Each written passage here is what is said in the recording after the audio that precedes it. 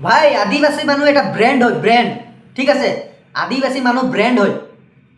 আৰু তহঁতে যিমান যে আদিবাসী মানুহক যে ছ'চিয়েল মিডিয়াত যে ভিডিঅ' বনাই কিনে যে কৈ আছে যে, ঠিক আছে, যি কথা কৈ আছে যে আদিবাসী মানুহৰ ওপৰত, তোমালোকে কি ভাবিছা? আদিবাসী মানুহ ভয় খাই যাব, আন্দোলন ৰখাই দিব?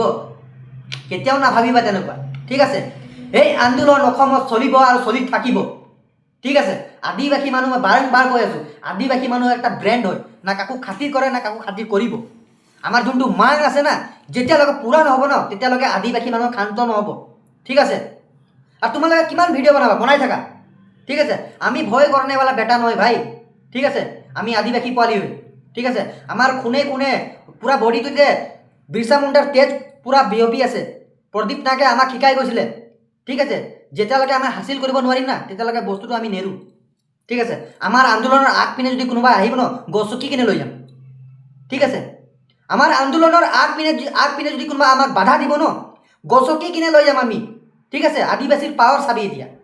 আমি কাৰো এগেইনষ্টত কথা নাপাতোঁ, কাৰো জাতিৰ ওপৰত কথা নাপাতোঁ, কাৰো ধৰ্মৰ ওপৰত কথা নাপাতোঁ। আমাৰ যোনটো কাম সেইটো কাম আমি কৰি যাওঁ।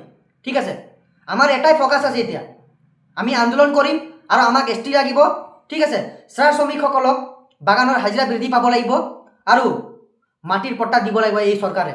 আমাৰ এইটোৱে মাং আছে, না কাৰোবাৰ ওপৰত কাজিয়া কৰিব মন যায়, না কাৰোবাৰ ওপৰত আমাৰ হিংসা আছে, একো নাই।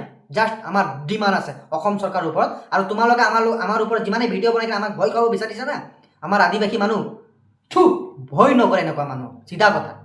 জয় বিৰচা মুণ্ডা, জয় প্ৰদীপ নাগ।